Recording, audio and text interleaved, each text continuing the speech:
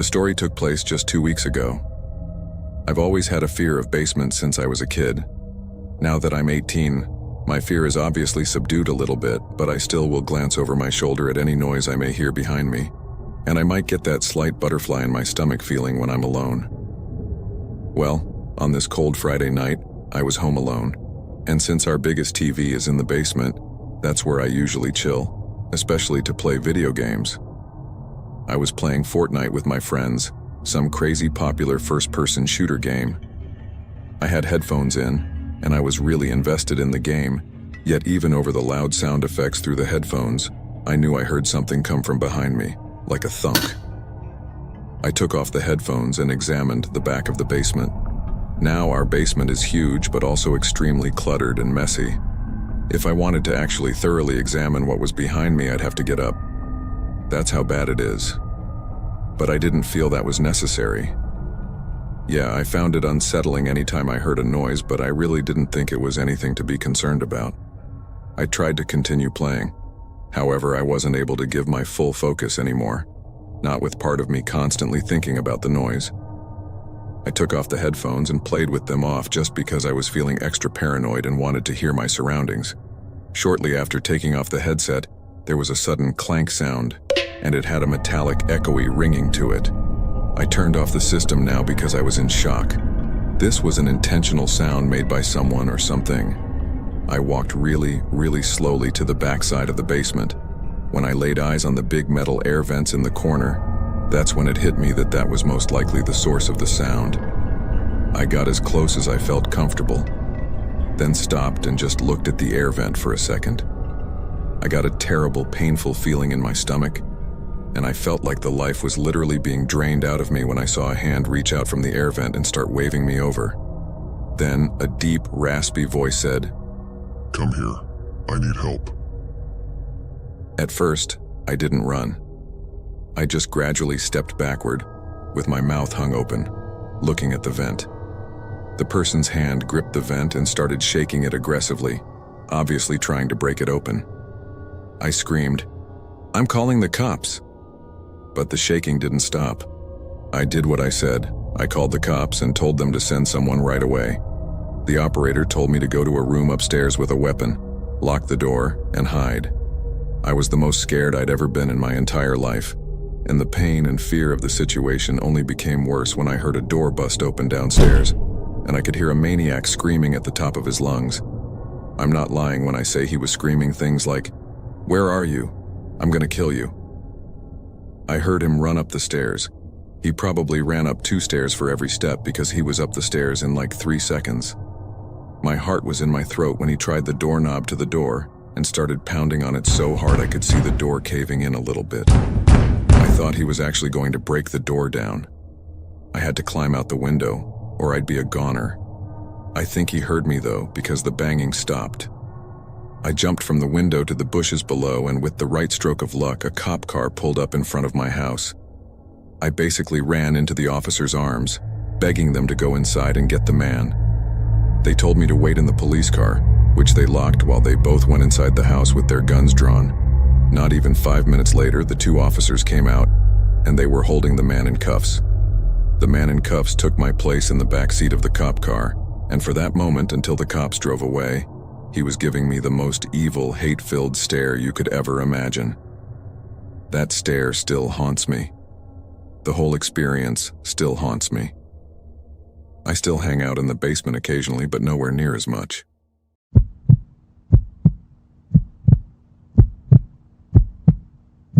Several years ago, when I was broke, I moved to a new city for a job. This job was not the most well-paying job, but it was decent. Because I had no money going into it, though, I had to find a cheap place to live. I ended up going onto Craigslist and finding a roommate there. I know that sounds sketchy, and the truth is that it is sketchy because the guy that I was roommates with was weird. At first, he seemed normal enough, but I never actually met him in person until I moved into the apartment. We had a 2-bedroom place, and it was right outside of the city. My roommate's name was Peter, and he was thin, had longer hair, and was about my age. The apartment that we got was not very nice. It was located in not the best neighborhood, and the building was old and a little bit run down. We had a living room, a small kitchen, and then a hallway where Peter's room was at one end. The bathroom was sort of across from Peter's room, and then my bedroom was at the other end of the hallway. I knew that living with Peter would be temporary, and as soon as I had enough money to move to a better place, I would. After meeting Peter and moving in, he just seemed a little bit strange. He was not that friendly, and for the most part, he stayed out of my way, which was nice, and I stayed out of his. Peter seemed to be a pretty private guy, and didn't have much interest in being friends or anything, and that was fine. One thing he did, though, was he would forget to lock the main door of our apartment. There were like 5 different times where I know I locked the door, and then I would see it unlocked. I tried to talk to him about it once, and he kind of blew me off. This made me kind of mad because many times I remember I would get up to use our only bathroom, which was right across from Peter's room, so I would have to walk by his door to use the bathroom. Peter would be in his bedroom when I was going to use the bathroom. A lot of times when I would start to approach, I would literally hear him locking his door. It was like he was afraid that I was going to try to go into his room, so he was locking it, and I never once tried to enter his room. I never even knocked on his door, so it was annoying how he would always do that, but seemingly forget to lock the front door. In the apartment that we lived in, I would have liked to have the front door locked all the time. Luckily, though, my bedroom also had a lock on it. One night I was sleeping but woke up in the middle of the night. The first thing that I remember after waking up is that I heard somebody right outside my bedroom door. My heart started racing, and I didn't know what to do. Whoever this person was already inside the apartment, probably because Peter left the door unlocked. I then heard this noise like somebody was messing around with the lock on my door. Maybe they were trying to pick it. This went on for like a minute, but luckily they didn't get in. I got my phone that was next to my bed and I called the police. Then I turned on my bedroom light. When this happened, I heard whoever it was moving away from the door and seemingly back out towards the living room. I didn't leave my room until the police arrived. By then, I hadn't heard anything in a long time. I finally left my bedroom and saw that our front door was left unlocked again. The police came in and searched the place. While this was going on, Peter left his bedroom, apparently woken up by the commotion. He said that he didn't see or hear anything. The police didn't find anybody, and nothing was stolen or missing. I even remember when the police were there, Peter loudly said to me, "Are you sure you weren't dreaming the whole thing?" I found this comment to be a little bit rude because I knew that I wasn't. The police also heard him, and I didn't want them to think that I was just imagining the whole thing. The police advised us to keep our door locked, and then they left. After they left, I remember Peter asking me why I called the cops. It was like he was annoyed that I did. I said because he left the front door unlocked and somebody broke in. Peter claimed that he didn't leave it unlocked, and he said that our lock must be faulty, but I didn't believe him.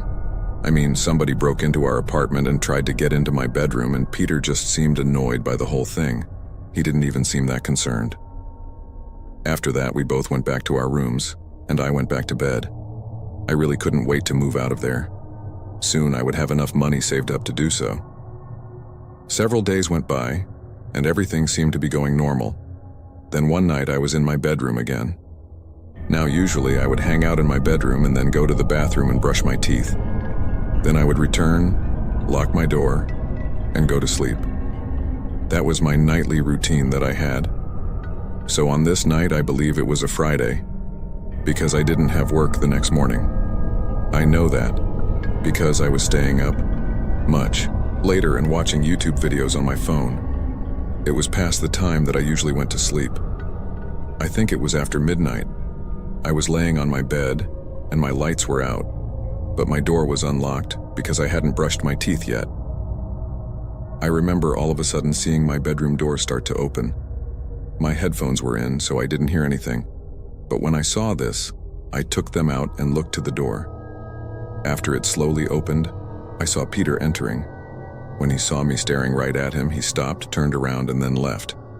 I yelled at him, asking what he wanted, but he quickly returned to his room. I thought this was really weird and also creepy, so I got up and brushed my teeth, then locked my door and went to bed. The next day, I asked Peter what he was doing, and he completely denied it. I couldn't believe it. He suggested that I was having another dream. This made me mad, but I didn't say anything. Instead, I realized that it was probably him the night I had called the police. I don't think anybody else even entered our apartment. I mean, nothing was stolen and nothing was messed up. Plus, the person went right for my room.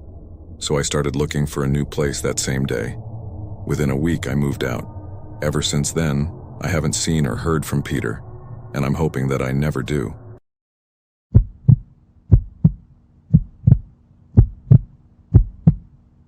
When I was a little kid, we were living in our old house. My brother and I always hung out in the basement where our dad had his hockey table, pool table, and video games. We usually played on a Super Nintendo system. But at some point, I don't remember when it started, my brother and I would hear things come from the boiler laundry room. The first time this happened, my brother and I were playing some racing game on Super Nintendo. That was when we both heard it. The door to the dryer slammed shut. We knew that's what the sound was. We both called out, "Mom," figuring maybe she'd been in there the whole time without us realizing, but the room was dark and empty of any people. When we realized this, we both ran upstairs screaming for our parents, leaving everything downstairs still on. Our parents came down to humor what they probably thought were just our dumb childish antics, and nobody was in the laundry room. Moving along, probably a few months, I was awake late one night for whatever reason, walking to the kitchen, passing the basement door, and remember hearing the TV downstairs turn on. It was one of those big old box TVs, so it made that distinct clicking sound as it turned on. I called, "Mom, Dad," and my brother's name. No one answered. I went to my parents' room to tell them, and they were both upset with me for waking them. My dad went downstairs to turn off the TV, and I remember him telling me it's a glitchy TV. There were a couple other suspicious happenings after that, but I'll move forward all the way to the last occurrence, and honestly the most horrific. It was a few days before we were going to move to our new house. Just about everything in the house was already shipped to the new house, but our parents were nice and let us keep the TV and video games downstairs until the last few days. My brother and I were once again playing video games. That's when I felt something hit me in the back of the head. I thought it was my brother at first, but then saw the red ball bouncing on the ground behind the couch we were on. Then the door to the boiler room slowly shut as my brother and I looked at each other with horrified looks on our faces. Once again, we ran upstairs, screaming. Our parents once again went downstairs, but when they came back up, they were strangely silent. They told us to go to our rooms and wait there. A while later, a police car showed up, but our parents wouldn't let us out of our rooms. They wouldn't tell us what happened until we finally moved. Apparently, my dad tried to open the boiler room door, but something was holding it shut or perhaps pulling it shut. Even so long ago, I could sense fear in my dad's voice explaining it. I don't believe in ghosts, but to this day I still don't know what to make of what was going on in that basement.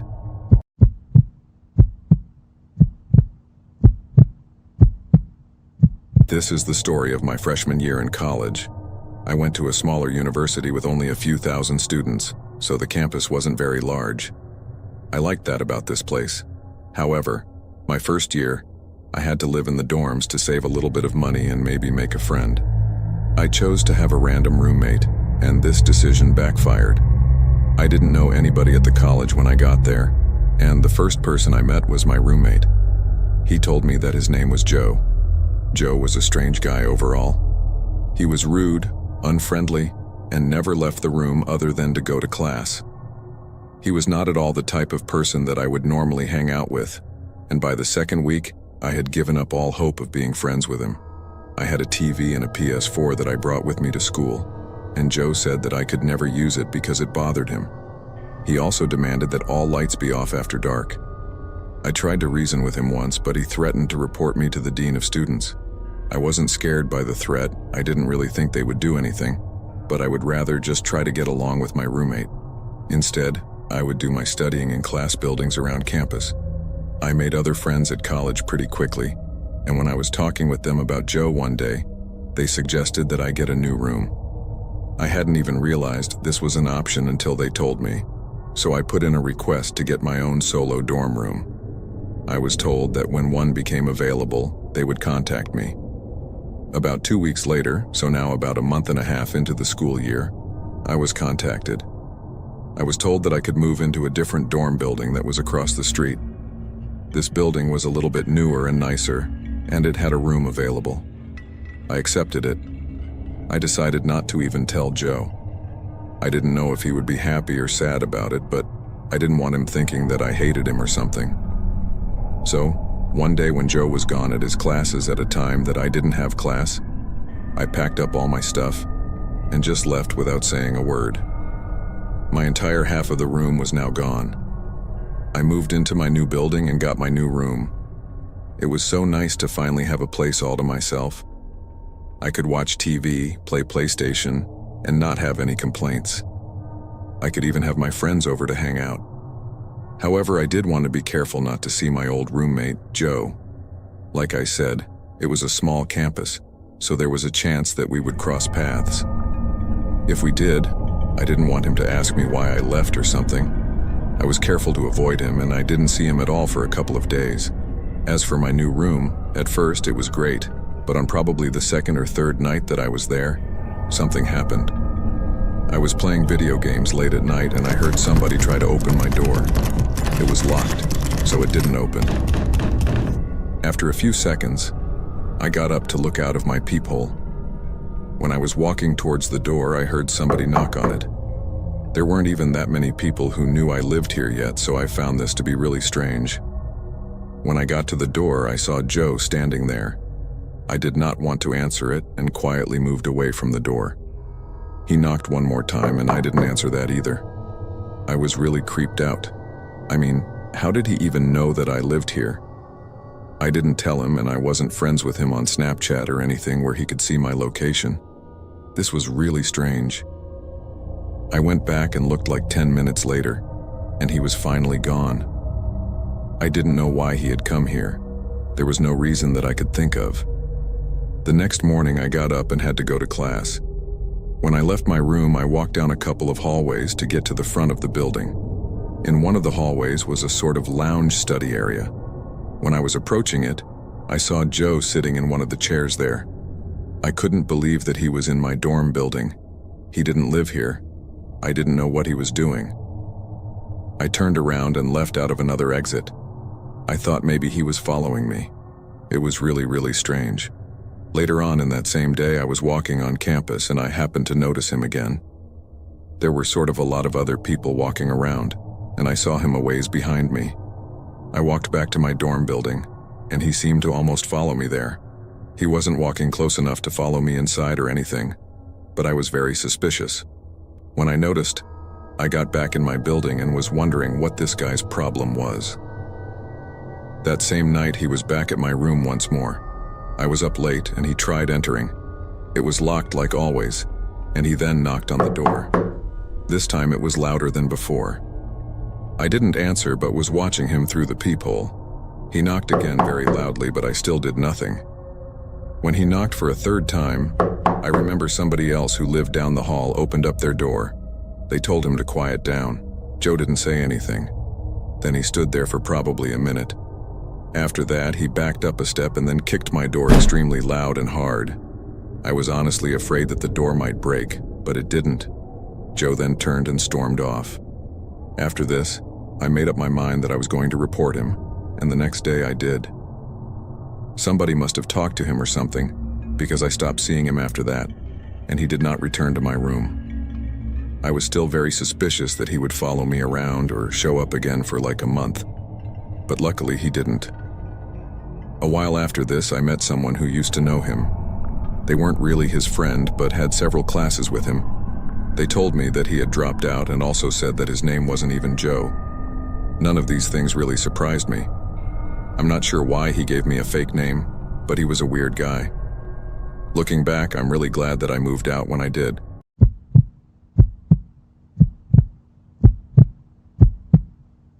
When my grandparents passed away, instead of my parents selling their house, they let me live in it since I was of moving out age anyway.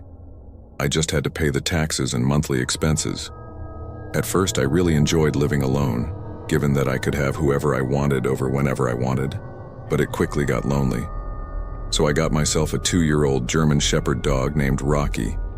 He was named after Rocky Balboa. Rocky is a very calm and gentle German shepherd. He hardly ever barks, only when he feels threatened or if he's playing with another dog. I bought him a doggy bed the day after I adopted him and put it next to my bed. After I got Rocky, I always left the bedroom door open so that he could go get water at night if he was thirsty. One night, soon after I adopted Rocky, I woke up to his barking coming from outside my room and down the hallway. I dizzily got out of bed to check what the hell he was barking at. I rubbed my eyes as I walked down the hallway, and when I opened them, I saw Rocky maniacally barking and clawing at the basement door. I didn't know what to do. Usually I'd call my dad to deal with something like this, but now it was on me, and I was terrified. I had to ask myself if I wanted Rocky to go down there with me, and I quickly realized there was no chance of me going down there alone. I opened the door ever so lightly, but it was enough for Rocky to push it open with his nose and run down the stairs. I flipped on the lights and followed close behind.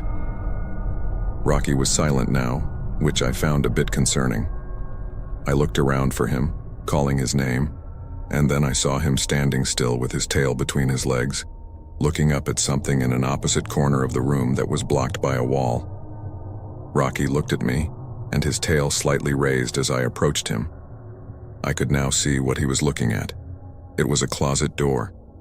Rocky's apparent bout of confidence was obviously short-lived, and he seemed to be back to his calm and timid self.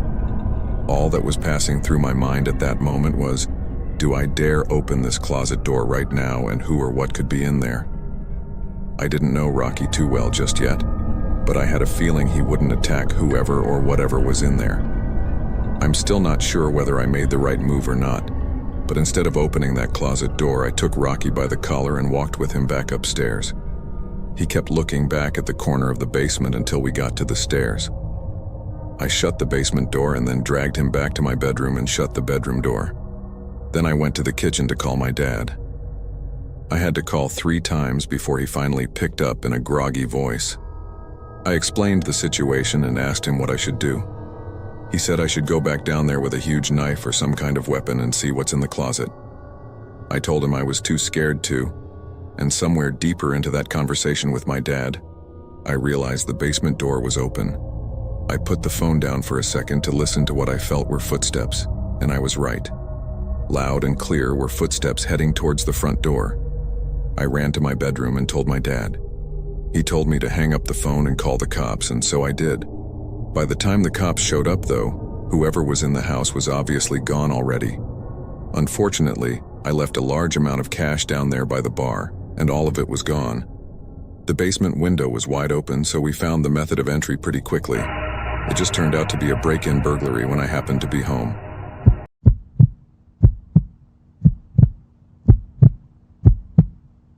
My first adult job after college, I moved into a smaller house with a roommate. The roommate was a girl I went to high school with, and we were in the same grade. However, we weren't really friends. We both knew of each other but didn't have the same friend groups. I didn't know much about her, but somehow after college we found ourselves living in the same city. We had been friends on Facebook or something, and because we both lived there and didn't know anybody else, we decided to try to become friends and live together. We were both female, the same age, and figured that it would work out, but I was wrong about that. At first, she seemed cool. I honestly forgot where she worked, but she had pretty normal hours like I did. Our bedrooms were the only 2 in the house and next to each other in the hallway. We were not best buddies or anything, but we got along well at first. However, she seemed to have sort of strange behavior. I remember noticing her leaving and coming home at all kinds of odd hours all the time. I would wake up hearing her leaving or coming home. I was a light sleeper, and the times would be anywhere from midnight to 5 a.m.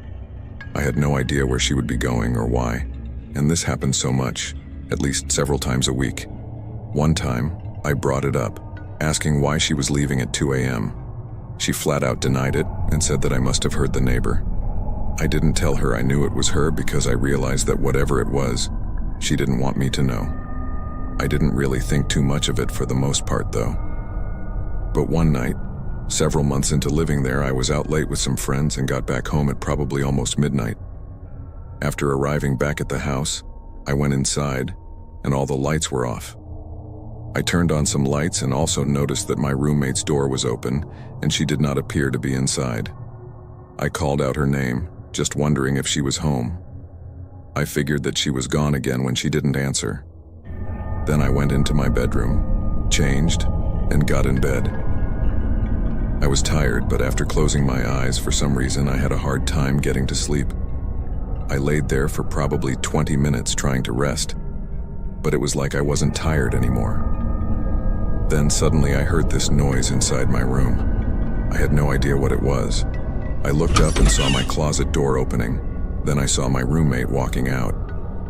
It was really dark in there, but I could clearly tell that it was her. This was so strange. I had no idea what she was doing in there. I sat up and asked her what was going on. As soon as I spoke, she looked over and saw me. Then she started running and darted out of my room. I stayed where I was and was just so confused. Then, probably a minute later, I heard her leaving the house out the front door. At that point, I decided that I needed to move out of there as soon as possible. For the next couple of days, I packed up my stuff. I don't know where my roommate was during this time, but she was never there when I was. She must have only been back when I was at work. Then I moved out. After that, I haven't spoken to her since. She blocked me on social media, and I still don't know why she was hiding in the closet in my room. She probably didn't expect me to get home when I did. That's why her door was open and she was in my room. She must have had to hide in my closet and waited until she thought I was sleeping to try to leave the room. I'm glad that I couldn't sleep and that I noticed her. That was by far the creepiest roommate experience I've ever had.